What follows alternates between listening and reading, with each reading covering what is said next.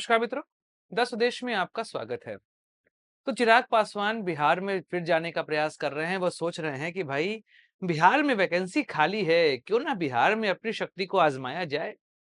लगातार कोशिश तो यही है कि बिहार की राजनीति में वो अपने आप को स्थापित कर सके। क्योंकि उनके पिताजी रामविलास पासवान वह केंद्र की राजनीति में ज्यादा अपने आप को सहज महसूस करते थे। मन तो था उनका कि वह बिहार के मुख्यमंत्री बने, लेकिन लालू प्रसाद यादव और फिर नीतीश कुमार, इन दोनों के बीच में दाल नहीं गली। इस वजह से वो नॉर्मली केंद्र की राजनीति करते दिखाई दिए। लेकिन 2014 एक ऐसा साल जिस साल रामविलास पासवान जी की राजनीति में परिवर्तन आया, और वह परिवर्तन लेके आए उनके पुत्र चिराग पासवान।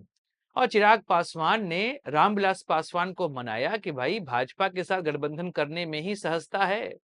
और फिर उसका फायदा भी उनको मिला कि पार्टी, क्योंकि एलजेपी धीमे धीमे अपना रसूख खो रही थी।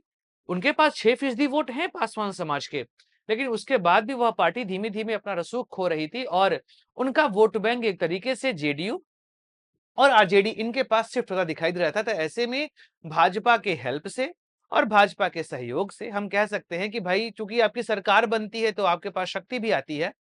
अच्छा, उस दौर में बिहार में बीजेपी की सरकार थी नहीं। जिस समय भाजपा से गठबंधन हुआ था उस समय नीतीश कुमार महागठबंधन का भाग हुआ करते थे। लालू जी ने बाहर से समर्थन दिया था, इस वजह सरकार चल रही थी। क्योंकि जब प्रधानमंत्री के रूप में नरेंद्र मोदी का नाम अनाउंस किया था उस समय नीतीश कुमार हट गए थे। तो फिर चिराग पासवान ने रामविलास पासवान को मनाया और वह बीजेपी के साथ चले गए। और बीजेपी के साथ गए तो उनकी पार्टी का अस्तित्व भी धीमे धीमे उभरने लगा और वह आज के समय में बिहार की एक प्रमुख पार्टी बन के उभरे हैं। लेकिन हम जो यहाँ बात करने वाले हैं कि भाई चिराग पासवान इस समय बिहार में एंट्री का प्रयास कर रहे हैं, जो कि बिहार में एक ऐसे नेता हैं जो कि न भूतो न भविष्य टाइप के हैं, अर्थात नीतीश कुमार। लेकिन नीतीश कुमार चूंकि उस एज पर पहुंच गए हैं और उनका स्वास्थ्य वैसा नहीं है कि हर किसी को लग रहा है कि बिहार में वैकेंसी खाली है। इस वैकेंसी के बीच में क्या चिराग पासवान नीतीश कुमार के उत्तराधिकारी हो सकते हैं?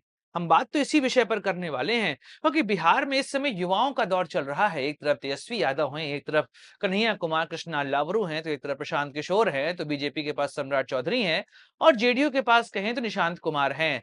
तो इस बीच में चिराग पासवान को यह लग रहा है कि भाई मैं यहाँ पे अपनी एंट्री कर सकता हूं। ऐसे में आपने नोटिस किया होगा कि चिराग पासवान 2024 के विधानसभा चुनाव, लोकसभा चुनाव के बाद से लगातार यह बोलते चले आए हैं, बिहार फर्स्ट, बिहारी फर्स्ट, और मैं बिहार जाना चाहता हूं। क्योंकि उनके मन में इच्छा तो है कि भाई वह बिहार के मुख्यमंत्री बने। और उनको लग रहा है कि भाई नीतीश कुमार उनको अपना उत्तराधिकारी एक बार घोषित कर दें। लेकिन इतना आसान नहीं, इतना सहज तो है नहीं, क्योंकि नीतीश कुमार ने इसके पहले दो और व्यक्तियों को अपना उत्तराधिकारी बनाया था। बात है उस समय की जब प्रशांत किशोर जेडीयू के उपाध्यक्ष हुआ करते थे। उस समय नीतीश कुमार ने प्रशांत किशोर को अपने पार्टी का उत्तराधिकारी घोषित कर दिया था। लेकिन वह बहुत समय तक नहीं चला, 4 महीने बाद ही प्रशांत किशोर को पार्टी से बाहर कर दिया गया।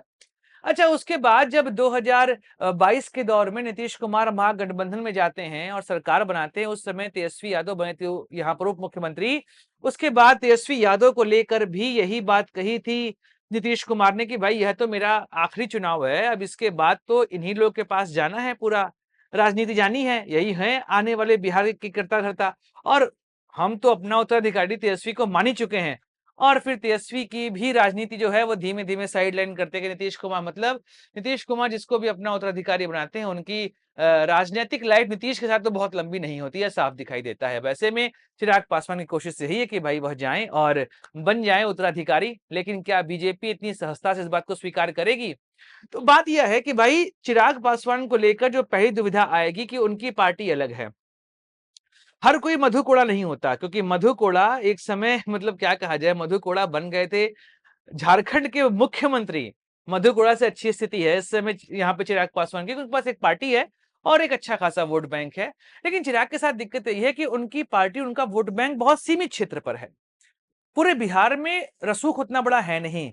ऐसे में उनके पास एक ही मौका है कि वह बीजेपी के साथ मिले। लेकिन यह जो मिलन होगा, यह मिलन विलय वाला होगा, ना कि गठबंधन वाला। जब तक यह विलय नहीं होता है तब तक आप यह मान के चलिए कि भाई बीजेपी वहां पर किसी और को मुख्यमंत्री तो नहीं बनने देने वाली है। और चिराग के लिए समस्या यही आने वाली है, क्योंकि चिराग एक दौर पर नीतीश के खिलाफ खड़े भी हो चुके थे। आपको 2020 का विधानसभा चुनाव याद होगा। चिराग ऐसे खड़े हुए कि भैया उनके हाथ से पार्टी गई, सरकारी बंगला गया, यहां तक कि उनको गठबंधन से हाथ धोना पड़ गया। लेकिन धीमे धीमे धीमे वह मोदी के हनुमान के रूप में अपने आप को स्थापित करते रहे, पार्टी भी मिली, बंगला भी मिला और अब तो प्रमुख नेता हैं। एक ऐसे नेता जिन्होंने 100% सीटें जीती इस बार बिहार के लोकसभा चुनाव में। तो मतलब साफ है कि उनकी स्थिति मजबूत तो है। और ऐसे समय में वह कोशिश भी कर रहे हैं कि बिहार में कैसे भी करके एंट्री ली जाए और वह यह अभी तक को वो ये कह रहे थे कि पार्टी डिसाइड करेगी कि मैं चुनाव लड़ूंगा कि नहीं लड़ूंगा। अब वो यह बोलते दिखाई दे रहे हैं कि जनता डिसाइड करेगी कि मुझे चुनाव लड़ना है कि नहीं लड़ना है। तो चिराग की एंट्री बिहार में काफी परिवर्तन डालेगी और बिहार में जो युवा नेतृत्व के तौर पे तेजस्वी यादव एक तरीके से एक छत्रराजी कर रहे हैं। सेकंड नंबर पे प्रशांत किशोर हैं, लेकिन तेजस्वी और प्रशांत किशोर के बीच में गैप बहुत लंबा है। मतलब तेजस्वी की पॉपुलैरिटी के आसपास प्रशांत किशोर नहीं है। ऐसे में अगर चिराग पासवान की एंट्री होती है बिहार में तो तेजस्वी के चेहरे को भी यहाँ पे तगड़ी टक्कर मिलने वाली है, क्योंकि एक ऐसा नेता जो प्रखर वक्ता है और युवाओं के बीच में पॉपुलर भी है। अगर वो बिहार में एंट्री करेंगे, एक अच्छा वोट बैंक है, अगर बीजेपी का समर्थन मिल गया तो आने वाले समय में आपको बिहार में एक नई राजनीति होते अवश्य दिखाई देने वाली है। और तेजस्वी, प्रशांत किशोर और कन्हैया कुमार, सम्राट चौधरी इन लोगों को तगड़ी टक्कर देते यहाँ पर दिखाई देंगे, क्योंकि जेडीयू के अंदर तो निशान का चैप्टर लगभग यहाँ पर बंद ही हो चुका है।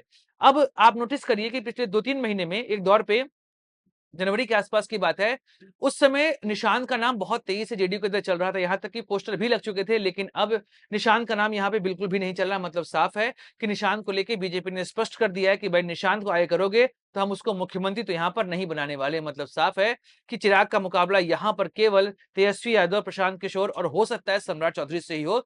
बाकी कोई भी युवा चेहरा उनके सामने टिकने वाला तो है नहीं। दोस्तों वीडियो समाप्त करते हैं, मिलेंगे अगली वीडियो में, चर्चा करेंगे किसी और मुद्दे की। अपने दोस्त दांशु को दीजिए इजाजत। Like share subscribe the channel. जय हिंद, वंदे मातरम, भारत माता की जय। नीतीश कुमार एक ऐसे नेता हैं, मतलब जैसे पानी होता है ना, किसी भी पात्र में डालिए उस पात्र के आकार में आ जाता है। कोई भी रंग डालिए उस रंग को ग्रहण कर लेता है।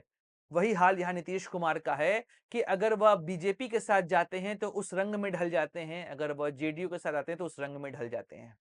और वह जहां भी जाते हैं अपना वोट बैंक साथ लेकर जाते हैं। मतलब अगर नीतीश कुमार ने बीजेपी का साथ छोड़ा तो बीजेपी को वह वोट बैंक नहीं मिलने वाला। नीतीश ने जब महागठबंधन को छोड़ा तो वह वोट बैंक महागठबंधन के साथ जाकर नहीं चिपक गया। मतलब नीतीश का वोट बैंक उनका लॉयल है। ऐसे में तेजस्वी यादव, प्रशांत किशोर, चिराग पासवान, सम्राट चौधरी, यह सभी युवा नेता इस समय प्रयास कर रहे हैं कि भाई बिहार की राजनीति में हम अपने आप को स्थापित कर सकें। तेजस्वी तो लगे हुए हैं कि भैया इस समय सबसे पॉपुलर हम ही हैं, प्रशांत किशोर गलियां छान रहे हैं। और चिराग पासवान ने तो अपनी केंद्र की राजनीति को ही तिलांजलि दे दी कि भैया मैं बिहार में जाके काम करूंगा, क्योंकि इन सबको लग रहा है कि भाई नीतीश तो हो चुके हैं बुजुर्ग, ऐसी स्थिति में हमारे लिए यहां बन रहा है माहौल। लेकिन वह जानते नहीं है कि नीतीश कुमार एक खिलाड़ी आदमी है। मैं हमेशा कहता हूं कि नीतीश कुमार फिनिक्स हैं। फिनिक्स वह पक्षी होता है जो अपनी राख में से दोबारा जन्म लेता है। नीतीश भी ऐसे हैं। दोस्तों, दस स्वदेश एक मंच है जहां पर हम निष्पक्ष पॉलिटिकल एनालिसिस करते हैं। अगर आपको हमारा पॉलिटिकल एनालिसिस पसंद आता है तो आप यूपीआई के माध्यम से हमारी मदद भी कर सकते हैं। बाकी हमारे चैनल को सब्सक्राइब करिए, वीडियो को लाइक करिए और वीडियो को शेयर जरूर करिए।